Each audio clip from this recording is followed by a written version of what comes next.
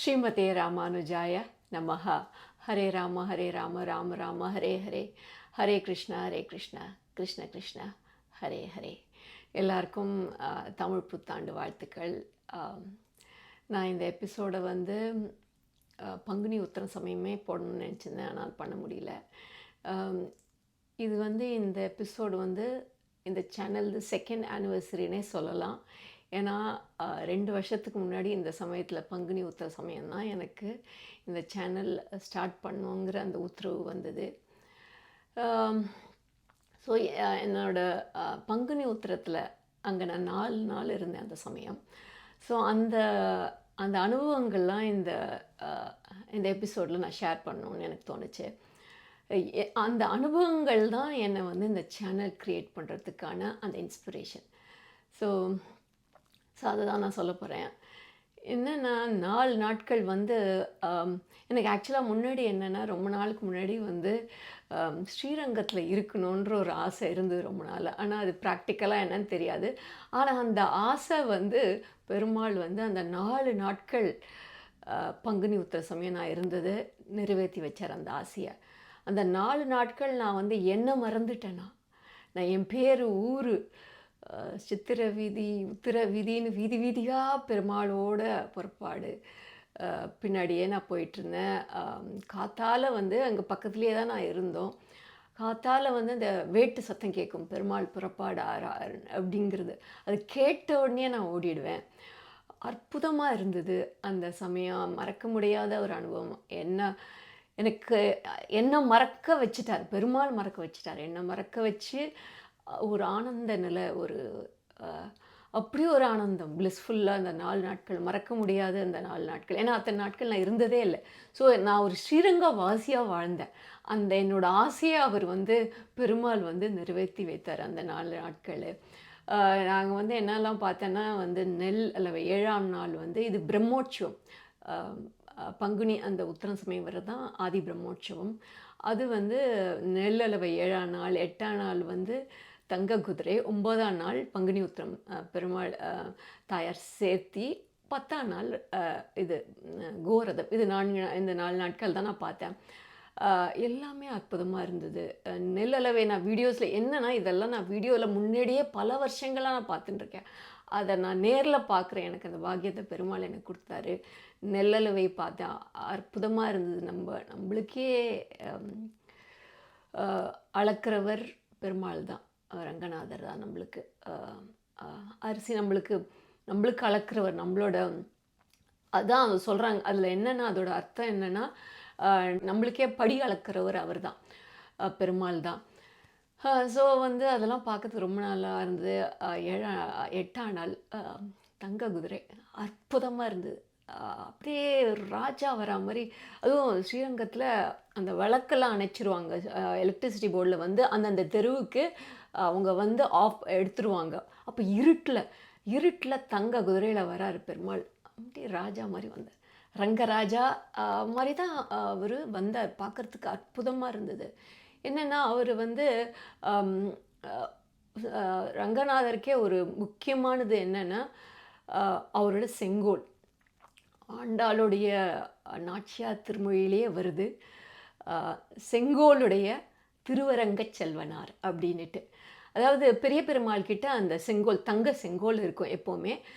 புறப்பாடாய் வரும்போது நம்பெருமாளுக்கு பின்னாடி பார்த்திங்கன்னா, நீங்கள் வந்து ஒரு கோல் இருக்கும், தங்கக்கோல் பின்னாடி இருக்கும். இப்போ யானை வாகனம் இல்லைன்னா குதிரை வாகனத்துக்கெல்லாம் சமயம்லாம் ஒரு பட்டர் சுவாமிகள் வந்து அந்த செங்கோலை பிடிச்சின்னு வருவார். ஏன்னா அவர் தான் ஆட்சி புரிஞ்சுன்னு இருக்கார், ரங்கநாதன். ஸோ அவர் வந்து அற்புதமாக இருந்து, அதுக்கப்புறம் என்னாச்சு, சித்திர வீதியில் வந்து ஒய்யாளி, அந்த ஒய்யாளி சமயம் நான் அங்கே பக்கத்துலேயே இருந்தேன். அது வந்து அதுவும் கோண ஒய்யாளின்னு, அது வந்து எப்படி திரும்புவார், என்ன பெரியவங்களாம் சொல்கிறாங்கன்னா, அவர் ரங்கநாதே வராரு. அது அங்கே இருந்தால் அந்த ப்ரெசன்ஸ் நம்மளுக்கு தெரியும். அவங்க எப்படி திரும்புகிறாங்க, எப்போ திரும்புகிறாங்களே தெரியாது. திடீர்னு திரும்பும்போது கூட்டத்தில், அங்கே இடம் சின்ன இடம், அங்கே நிறைய பேர் வந்து அப்படியே வந்து மேலே விழுவாங்க. நானும் அந்த கூட்டத்தில் இருந்தேன், நானும் விழுந்தேன். ஆனால் அது வந்து அற்புதமான எக்ஸ்பீரியன்ஸ். அதெல்லாம் அங்கே இருந்து தான் அதை அனுபவிக்க முடியும் அந்த எக்ஸ்பீரியன்ஸை. பெருமாளே வராருங்கிற அந்த எண்ணம் தான் நம்மளுக்கெல்லாம் தோணும். அப்புறம் வந்து அடுத்தது என்னென்னா, இது வந்து 9ஆம் நாள் வந்து சேர்த்தி தாயாரும் ரங்கநாயகி தாயாரும் பெருமாளும் நம்பெருமாளும் என்னென்னா, அங்கே வந்து பெருமாள் அவசரமாக வருவார். அங்கே ரங்கநாயகி தாயார் சன்னதிக்கு வருவார். அப்போ தாயார் கதவடைச்சிருவா. அது வந்து பிரணய கலகம் இதுன்னு சொல்லுவாங்க, மட்டையடி சேவை. இதை நான் வந்து வீடியோவில் நிறைய தடவை அந்த கான்வர்சேஷன் போவோம். அதுவே ஒரு 1 hour 1.5 hours வந்து 1 hourக்கு மேலே தாயாருக்கும் பெருமாளுக்கும் ரொம்ப நல்லா இருக்கும். அது என்னென்னா, அது பெருமாளும் தாயாரும் விளையாடி காமிக்கிறாங்க. தாயார் வந்து கோச்சிக்கிறாளாம் பெருமாள் மேலே. ஏன்னா பெருமாள் வந்து முன்னாடி 5ஆம் நாள் நினைக்கிறேன், உறையூர் போயிருப்பார். கமலவள்ளி நாச்சியார் பார்த்துட்டு வந்திருப்பார். அதனால தாயாருக்கு தெரிஞ்சு போச்சு. அதனால் அங்கே போயிட்டு வந்தான்னு தாயாருக்கு கோவம். பெருமாள் வந்து இல்லை நான் வந்து எல்லைக்கரையிலேருந்து வரேன், ஏதோ மோதிரம் தொலைஞ்சிட்டு அப்படிலாம் ஏதோ சமாதானம் சொல்லுவார். அதனால் வந்து வெண்ணெல்லாம் வந்து அந்த பெருமாளோட அந்த தங்க பல்லக்குலலாம் மூடிடுவாங்க. வெண்ணெல்லாம் அடிப்பா தாயார் கதவு திறந்தாக்க விடமாட்டா உள்ள பெருமாளை. ஸோ வந்து ரொம்ப நல்லா இருக்கும் அது. அப்புறம் வந்து எல்லாம் சமாதானப்படுத்தி பெருமாள் போவார். பெருமாள் வந்து ரொம்ப அற்புதமாக இருப்பார். அதுவும் அந்த அவருடைய அந்த கிரீடம் வந்து இது போட்டுருப்பார், அந்த நவரத்னம் கொண்ட பாண்டியன் கொண்ட அற்புதமாக இருப்பார். அதில் அப்படியே அந்த தங்க இதில் வருவாள் பல்லக்கில், அப்படியே மாப்பிள்ளை வரா மாதிரி இருக்கும். அதுவும் உறையூரில் இன்னும் அழகாக இருக்கும்னு நான் பார்த்துருக்கேன். நான் வீடியோவில் ஒரு மாப்பிள்ளை வரா மாதிரி தான் இருக்கும். அவரோட ஸ்டைலே தனி, ரங்கநாதரோட ஸ்டைலே. அது நம்ம பார்த்தாக்கா கவனிச்சாக்கா தெரியும். நிறைய வீடியோஸ் பார்த்துன்னா தான் நம்மளுக்கு தெரியும். அவர் வந்து வர்றதே ஒரு அழகு.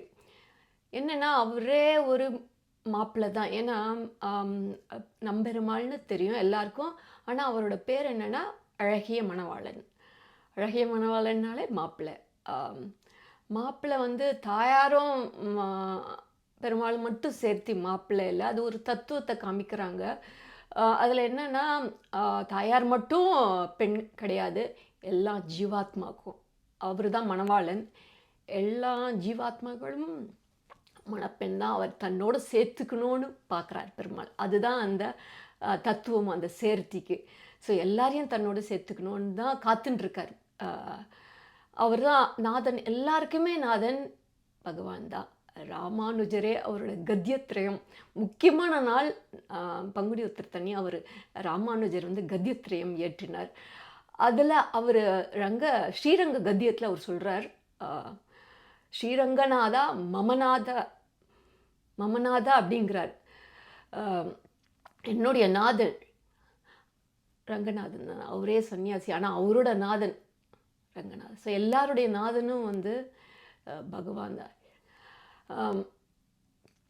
அதில் வந்து என்னென்னா, ஸோ வந்து சேர்த்தி ரொம்ப அழகாக நடந்தது. அந்த காட்சி பார்க்குறதுக்கு கண்கூடி வேணும். தாயாரும் பெருமாள் அன்றைக்கெல்லாம் 2-3 தடவை நான் சேவை பண்ணேன் பெருமாளை.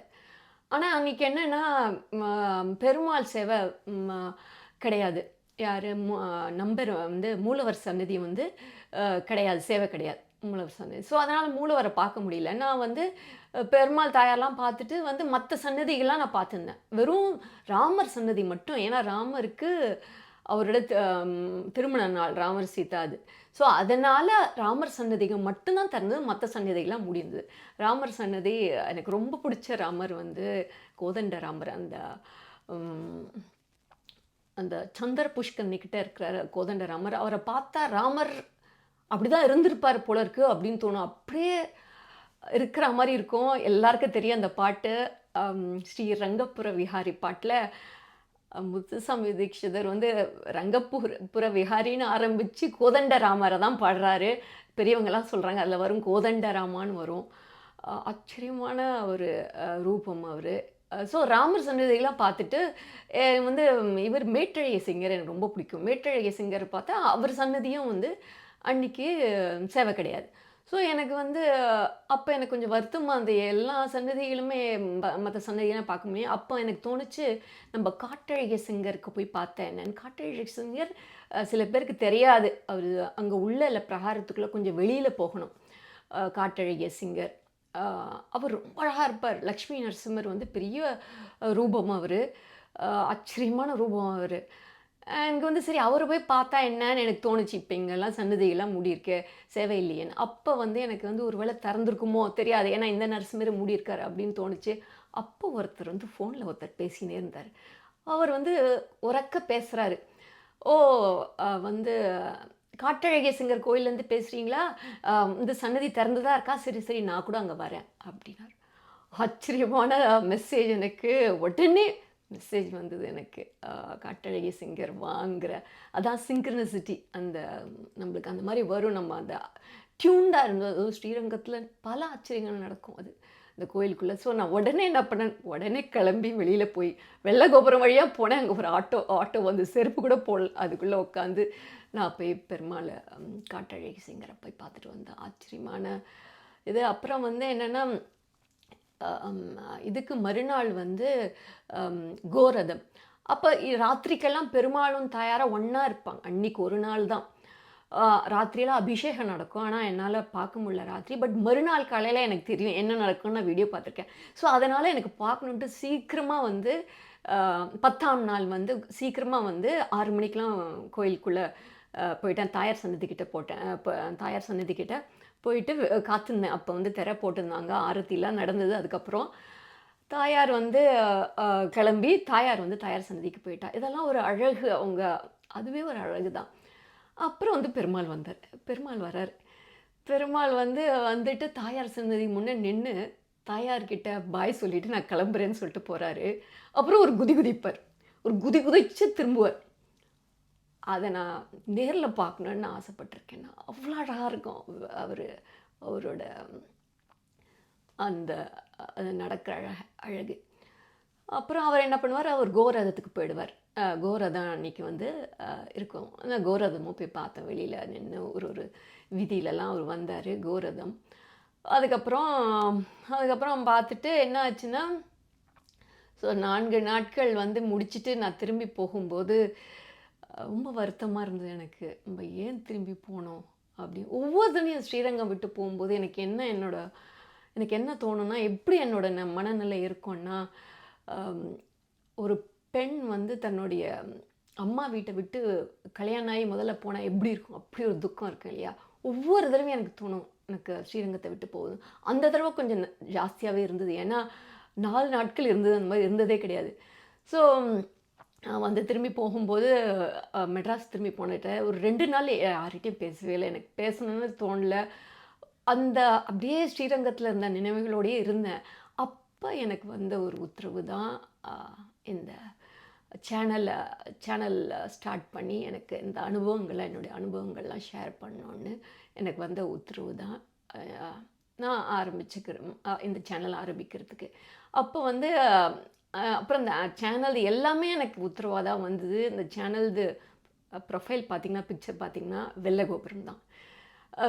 ஏன்னா நான் ராஜகோபுரம் போடல. ஏன்னா வெள்ளை கோபுரமே வந்து ஒரு சிம்பிள் ஆஃப் லவ். எல்லா கோபுரமும் வர்ணம் இருக்கும், வெள்ளை கோபுரத்துக்கு மட்டும் வெள்ளையாக இருக்கும். நிறைய பேர் தெரியும் இந்த கதை. அந்த கதையை நான் பல தடவை கேட்டிருக்கேன். வெள்ளையம்மாளோட கதையை. ஒவ்வொரு தடவையும் எனக்கு எமோஷ்னல் பிரேக் டவுன். அதனால் அந்த முழு கதையை என்னால் சொல்ல முடியாது. ஒரே லைனில் சொல்லிடுறேன். வெள்ளையம்மாளுங்கிற ஒரு தேவதாசி வந்து பெருமாள் மேலே அப்படி பக்தியாக இருந்தால், பெருமாளை காக்கிறதுக்கோசரம், பெரிய பெருமாளை காக்கிறதுக்கோசரம் தன் உயிரியே விட்டாள் அந்த வெள்ளை கோபுரத்துக்கிட்ட. ஸோ அதுவே ஒரு சிம்பிள் ஆஃப் லவ் தான் வெள்ளை கோபுரம். ஸோ அதனால தான் நான் வெள்ளை கோபுரத்தை நான் ப்ரொஃபைலாக போட்டிருந்தேன். ஸோ அதனால் இதான் காரணம். நான் வந்து இந்த சேனல் ஸ்டார்ட் பண்ணதோட காரணம். அது எல்லாமே பெருமாளோட இஷ்டம் அப்படி. ஸோ இதுதான் சொல்லணும்னு நினச்சேன். இதோட இன்றைக்கி முடிச்சுக்கிறேன். அடுத்த எபிசோடில் ஒரு புது டாப்பிக்கோடு உங்களை சந்திக்கிறேன். ஹரே கிருஷ்ணா.